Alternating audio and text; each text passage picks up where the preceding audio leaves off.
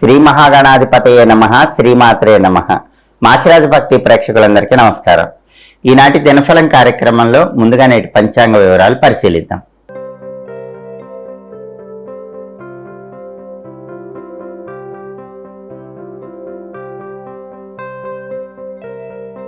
December 21 బుధవారం దినఫలాన్ని పరిశీలిస్తే త్రయోదశి తిథి రాత్రి 10:16 వరకు ఉంది. ఆ తర్వాత చతుర్దశి తిథి వచ్చింది. అంటే రాత్రంతా చతుర్దశి వ్యాపించి ఉంది. విశాఖ నక్షత్రం ఉదయం 8:33 వరకు ఉంది. ఆ తర్వాత అనురాధ నక్షత్రం వచ్చింది. బుధవారం విశాఖ నక్షత్రంతో కలిసి వస్తే ధాత్రి యోగం ఉంటుంది. ఈ ధాత్రి యోగం అనేది కార్యసిద్ధిని కలిగింపజేస్తుంది. కాబట్టి ముఖ్యమైన ప్రయాణాలు చేయాలంటే 12 రాసుల వాళ్ళు ఉదయం 8:33 లోపు ప్రయాణం చేయొచ్చు. అలాగే ఉదయం 8:33 తర్వాత అనురాధ నక్షత్రం వచ్చింది. బుధవారం అనురాధ నక్షత్రంతో కలిసి వస్తే సౌమ్య యోగం ఉంటుంది. ఈ సౌమ్య యోగం సర్వ సౌఖ్యాలను కలిగింపజేస్తుంది. అంటే ఈరోజు 2 యోగాలు బాగున్నాయి, ధాత్రి యోగం, సౌమ్య యోగం. కాబట్టి ఈరోజు ఎప్పుడు ప్రయాణాలు చేసినా సరే 12 రాసుల వాళ్ళకి ఆ ప్రయాణాలు కార్యసిద్ధిని కలిగిస్తాయి, సర్వ సౌఖ్యాలను అందిస్తాయి.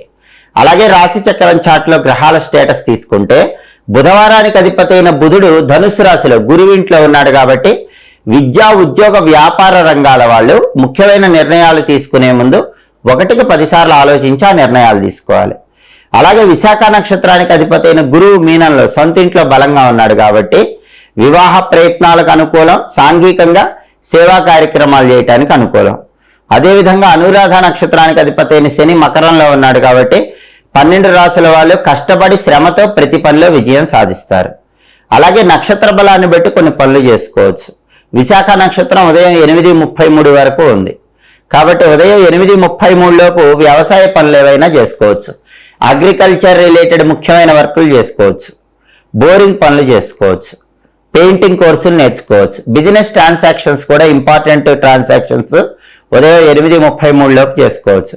కోర్టు పరంగా ముఖ్యమైన వ్యక్తులను కలుసుకోవటానికి కూడా ఉదయం 8:33 లోపు విశాఖ నక్షత్రం ఉన్న టైంలో బలం బాగుంది. ఒక్కొక్కసారి చెడు చేసైనా విజయం సాధించాల్సి వస్తుంది. అలా చెడు చేసైనా విజయం సాధించడానికి చేసే ప్రయత్నాలకు కూడా విశాఖ నక్షత్ర బలం బాగా పనిచేస్తుంది. ఉదయం 8:33 తర్వాత అనురాధ నక్షత్రం వచ్చింది. ఈ అనురాధ నక్షత్రం ఉన్న టైంలో కొన్ని పనులు చేసుకోవచ్చు. ఉదయం 8:33 తర్వాత అనురాధ నక్షత్రం ఉన్న టైంలో అన్నప్రాసన, నామకరణం, చెవులు గుట్టించడం ఇలాంటి కార్యక్రమాలు చేసుకోవచ్చు. నూతన వస్త్రధారణ చేసుకోవచ్చు. బంగారము, రత్నాలు కొనుగోలు చేయటానికి కూడా అనురాధ నక్షత్రం బాగా పనిచేస్తుంది. అలాగే భూములు, గృహాలకు సంబంధించిన కొనుగోలు చేయటానికి, వాటికి సంబంధించిన ముఖ్యమైన డాక్యుమెంటేషన్ చేయించుకోవటానికి కూడా అనురాధ నక్షత్రం పనిచేస్తుంది. అలాగే కొత్తగా వాహనాలు కొనుగోలు చేయటానికి, వాటిని వినియోగించుకోవటానికి కూడా నక్షత్ర బలం ఉపకరిస్తుంది. సర్జరీలు చేయటానికి, చేయించుకోవటానికి అనుకూలం. గృహారంభం, గృహప్రవేశం చేసుకోవటానికి కూడా అనురాధ నక్షత్ర బలం బాగా పనిచేస్తుంది. అలాగే ఈనాటి 12 రాశుల వాళ్ళ రాశి ఫలం గురించి ఇప్పుడు మనం పరిశీలిద్దాం.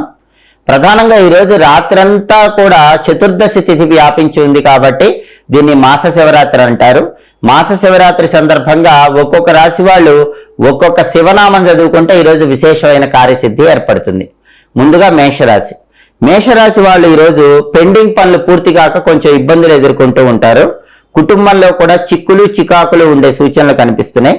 అత్తవారింటి తరపు బంధువులతో లేనిపోని తగాదాలు వచ్చే అవకాశాలు ఉన్నాయి. కాబట్టి మీ అత్తగారింటి వాళ్లతో కొంచెం జాగ్రత్తగా మాట్లాడటం, జాగ్రత్తగా వ్యవహరించడం మంచిది.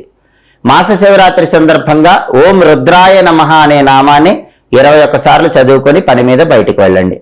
తదుపరి వృషభ రాశి. వృషభ రాశి వాళ్ళకి ఈరోజు వృత్తిరీత్యా మంచి లాభం కనిపిస్తోంది. సోదర సోదరీమణులు గృహానికి రావటం వల్ల ఉల్లాసాన్ని, ఉత్సాహాన్ని పొందుతూ ఉంటారు. పనులన్నీ కూడా చాలా సులభంగా, దిగ్విజయంగా పూర్తి చేసుకుంటారు. మీ దగ్గర పనిచేసే సేవకుల వల్ల విశేషమైన లాభం పొందే సూచనలు కనిపిస్తున్నాయి. మాస శివరాత్రి సందర్భంగా ఓం శర్వాయ నమః అనే నామాన్ని 21 సార్లు చదువుకుంటే కార్యసిద్ధి ఏర్పడుతుంది. తదుపరి మిథున రాశి. మిథున రాశి వాళ్ళకి ఈరోజు కార్యలాభం ఉంటుంది. ప్రతి పనిలో కూడా లాభం కనిపిస్తోంది. పనిలో ఎందుకు కొద్దిగా అలసట అనేటటువంటిది చోటు చేసుకుంటూ ఉంటుంది. అయినప్పటికీ పనుల్లో అవరోధాలు మాత్రం ఏవీ కనిపించకుండా విజయసిద్ధిని పొందుతూ ఉంటారు. మాస శివరాత్రి సందర్భంగా ఓం ఉగ్రాయ నమః అనే శివమంత్రాన్ని 21 సార్లు చదువుకుంటే కార్యసిద్ధి ఏర్పడుతుంది. తదుపరి కర్కాటక రాశి. కర్కాటక రాశి వాళ్ళకి ఈరోజు కార్యభంగం కనిపిస్తుంది, అలాగే శత్రుభయం కనిపిస్తుంది. వ్యసనాల విషయంలో కూడా తగిన జాగ్రత్తలు పాటించాలి, లేకపోతే వ్యసనములకు లోను కావటం వల్ల ఇబ్బందులు ఎదుర్కొంటూ ఉంటారు. అప్పులు చేసే అవసరం వస్తుంది, అధిక శ్రమ చేయాల్సి వస్తుంది. కర్కాటక రాశి వాళ్ళు ఈరోజు విజయసిద్ధిని పొందాలంటే ఓం భీమాయ నమః అనే మంత్రాన్ని మాస శివరాత్రి సందర్భంగా 21 సార్లు చదువుకోవాలి. తదుపరి సింహరాశి. సింహరాశి వాళ్ళకి ఈరోజు కొద్దిగా ధన నష్టం కనిపిస్తుంది కాబట్టి ధనాన్ని ఖర్చు పెట్టేటప్పుడు కొంచెం జాగ్రత్తగా ఆలోచించి ఖర్చు చేయాలి. అలాగే రాజకీయ రంగంలో ఉన్న వాళ్ళకు కూడా సింహరాశి వాళ్ళకి ఈరోజు ప్రతికూల పరిస్థితులు కనిపిస్తున్నాయి. దేవాలయ దర్శనం ప్రశాంతతను కలిగిస్తుంది, మనోదుఖం ఉండే సూచనలు ఎక్కువగా ఉన్నాయి. అలాగే సింహరాశి వాళ్ళు మాస శివరాత్రి సందర్భంగా ఓం భవాయ నమః అనే శివ మంత్రాన్ని 21 సార్లు చదువుకుంటే కార్యసిద్ధి ఏర్పడుతుంది. తదుపరి కన్యారాశి. కన్యారాశి వాళ్ళు ఈరోజు శుభ కార్యక్రమాలు నిర్వహించడానికి చేసే ప్రయత్నాలన్నీ చాలా చక్కగా అనుకూలిస్తాయి. అలాగే అత్తవారింటి వారితో విందు వినోదపరమైనటువంటి కార్యక్రమాల్లో చురుకుగా పాల్గొంటారు. శుభ కార్యక్రమాలు నిర్వహించడానికి చేసే ప్రయత్నాలతో పాటుగా అన్ని విధాలుగా కూడా ప్రయోజనాలే కనిపిస్తున్నాయి. విందు వినోదాల్లో ఎక్కువగా పాల్గొంటారు.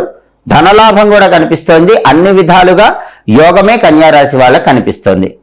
ఓం పశుపతయే నమః అనే శివనామాన్ని మాస శివరాత్రి సందర్భంగా 21 సార్లు చదువుకుంటే ఇంకా అద్భుతమైనటువంటి శుభ ఫలితాలు కలుగుతాయి.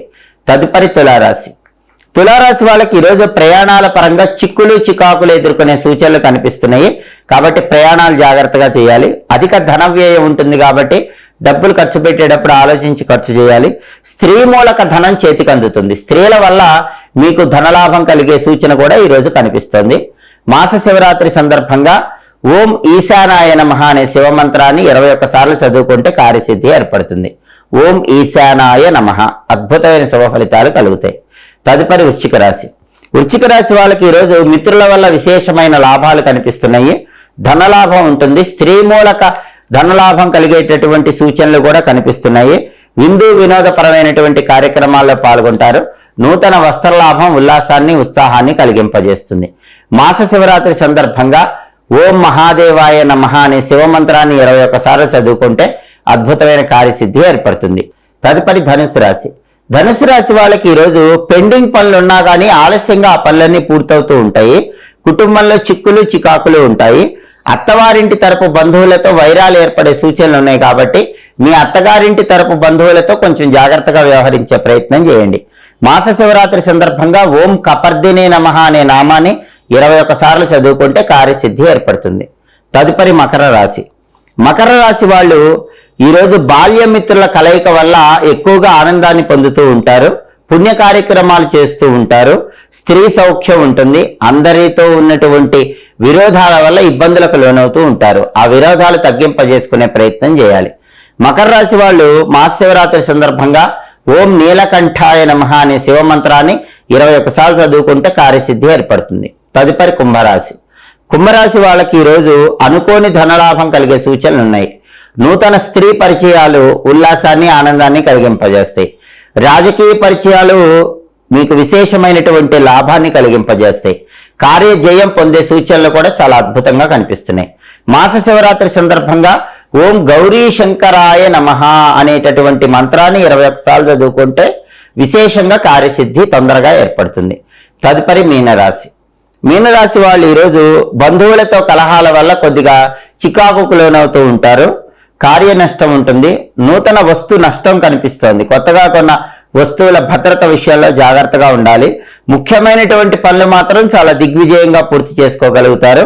మాస శివరాత్రి సందర్భంగా ఓం ఉమామహేశ్వరాయ నమః అనే నామాన్ని 21 సార్లు చదువుకుంటే అద్భుతంగా కార్యసిద్ధి ఏర్పడుతుంది. ఓం ఉమామహేశ్వరాయ నమః. ఈ నామం అత్యుత్తమ ఫలితాలను కలిగింపజేస్తుంది. ఇలా 12 రాశుల వాళ్ళు ఈశ్వరుడికి సంబంధించిన ఒక్కొక్క నామాన్నే మంత్రంలాగా జపించుకుంటే మాస శివరాత్రి సందర్భంగా శివానుగ్రహానికి పాత్రలై సకల శుభాలను సిద్ధింపజేసుకోవచ్చు. అలాగే బుధవారం కాబట్టి ఉదయం 6 నుంచి 7 మధ్యలో, మధ్యాహ్నం 1 నుంచి 2 మధ్యలో, రాత్రి 8 నుంచి 9 మధ్యలో బుధహోర ఉంటుంది. ఈ బుధహోర ఉన్న సమయంలో వ్యాపార సంబంధమైనటువంటి ముఖ్యమైన పనులు చేసుకోవటానికి అనుకూలం. గణిత విద్యలు, మ్యాథమెటిక్స్ రిలేటెడ్ కోర్సులు నేర్చుకోవటానికి అనుకూలం. బెల్లము రత్నాలు కొనుగోలు చేయడానికి కూడా బుధహోర బలం అద్భుతంగా పనిచేస్తుంది. అలాగే గురువుల దగ్గర మంత్రాలు స్వీకరించి విశేషమైనటువంటి ప్రయోజనాలు పొందటానికి కూడా బుధహోర బలం అద్భుతంగా సహకరిస్తుంది. ఇవి ఈనాటి దినఫలం కార్యక్రమంలో ముఖ్యమైన అంశాలు. మళ్ళీ తదుపరి దినఫలం కార్యక్రమంలో తిరిగి కలుసుకుందాం. మా వీడియోస్ మీకు నచ్చినట్లయితే మా ఛానల్ని లైక్ చేయండి, కామెంట్ చేయండి. మా ఛానల్ వీడియోస్ 10 మంది మిత్రులకు షేర్ చేయండి. మా ఛానల్ని సబ్స్క్రైబ్ చేసుకోండి. పక్కన ఉన్న బెల్ సింబల్ నొక్కటం మాత్రం మర్చిపోకండి. సర్వే జనాః సుఖినో భవంతు. స్వస్తి.